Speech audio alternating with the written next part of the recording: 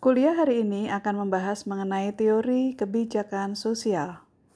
Kebijakan pemerataan pembangunan di Indonesia masih cenderung pada aspek sosial ekonomi dan infrastruktur fisik. Kebijakan mengenai mobilitas masih belum terintegrasi dalam kebijakan pembangunan. Perlu adanya kebijakan kuota bagi kelompok lapisan bawah yang dicantumkan dalam konstitusi.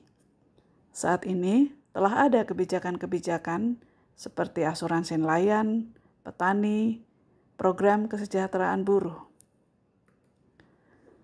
Ketika kita bicara mengenai keadilan sosial, hal keadilan sosial merupakan isu yang sangat kompleks dan memiliki bobot normatif yang sangat tinggi. Keadilan sosial berkaitan dengan redistribusi dan akses bagi lapisan bawah untuk memperoleh aset ekonomi, politik, maupun sosial.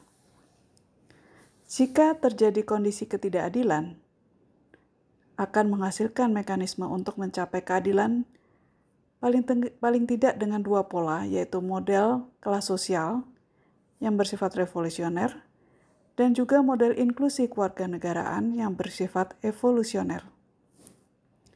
Dalam sejarah Indonesia, model inklusi untuk memberi akses dan redistribusi bagi lapisan bawah sudah dilakukan oleh berbagai pihak dan berbagai format seperti sosialisme, marxisme, Pancasila, dan sebagainya. Bicara mengenai keadilan sosial, kita bisa melihat sejarah bangsa Indonesia selama ini.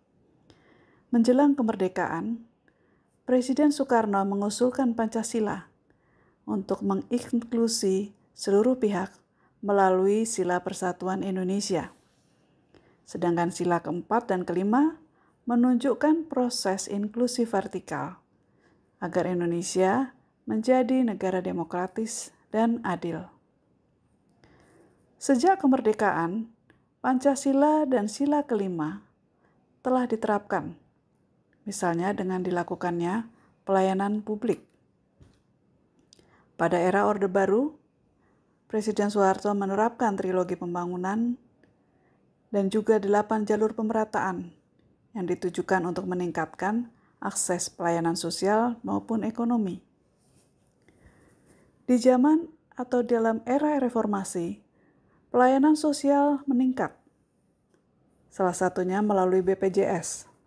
Namun, redistribusi aset ekonomi warga belum tampak signifikan. Akses ke bidang politik lebih terbuka. Dimensi horizontal telah memberi ruang ekspresi nilai dan simbol. Kita beralih ketika melihat studi-studi terdahulu. Studi Sujatmiko di Jakarta memperlihatkan bahwa peluang anak dari lapisan bawah-bawah untuk bisa mencapai lapisan tengah atas itu hanya 1/7 dibandingkan dengan anak-anak dari lapisan tengah atas. Studi Patina Sarani di kota-kota di Jawa Barat dan Jawa Timur memperlihatkan kesamaan posisi kelas orang tua dan anak yang cukup tinggi. Bahkan, 86,4% anak dari lapisan bawah mewarisi pekerjaan ayahnya.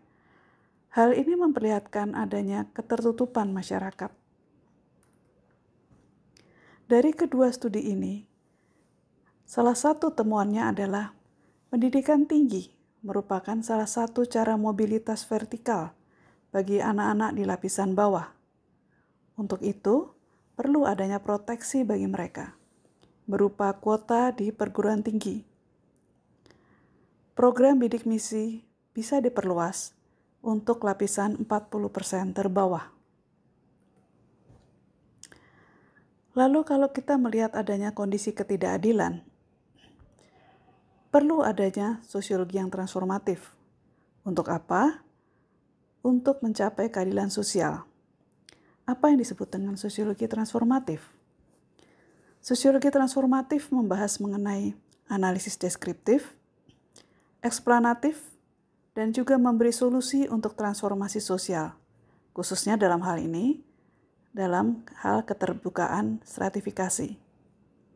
Masyarakat strata bawah diharapkan dapat naik Dengan adanya peluang tersebut, salah satu aspek keadilan sosial dilakukan supaya mencegah masyarakat semi kasta. Jika keadilan tercapai, hubungan sosial dasar masyarakat akan menjadi baik. Karena pertama, terjadi trust, kohesi, solidaritas, dan rendahnya kecemburuan sosial. Kedua, berlaku kompetisi politik, ekonomi, budaya yang bersifat fair karena ada rasa saling percaya. Ketiga, terjadi konflik yang realistik sebagai sarana untuk melakukan koreksi dan transformasi hubungan sosial. Proses-proses tersebut dapat menjadi modal bagi perjalanan masyarakat dan bangsa Indonesia ke depan. Lalu bagaimana perspektif sosiologi transformatif dapat membantu berbagai bidang studi untuk lebih meningkatkan keadilan sosial? Pertama, stratifikasi yang transformatif. Selama ini, analisis stratifikasi masih terbatas pada aspek deskriptif dan eksplanatif. Masih belum banyak yang memberikan solusi atau transformatif. Kedua, konstitusi yang transformatif. Perlu dirumuskan konstitusi yang mendukung perubahan sosial. Ketiga, demokrasi yang transformatif. Kebijakan politik diharapkan menghasilkan transformasi sosial, bukan hanya keteraturan politik. Keempat, desentralisasi yang transformatif. Pemberdayaan masyarakat dapat dilakukan dengan menambah kekuasaan masyarakat dengan hak keterbukaan informasi publik yang menuntut transparansi. Keempat, atau kelima, ideologi Pancasila yang transformatif.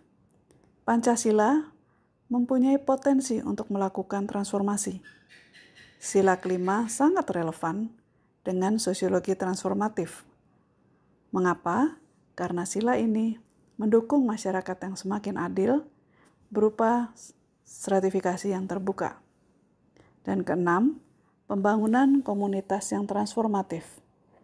Sumber daya alam dapat menjadi kesempatan untuk melakukan transformasi sosial. Demikian pembahasan mengenai teori kebijakan sosial. Terima kasih atas perhatian saudara-saudara. Sampai bertemu lagi pada sesi selanjutnya.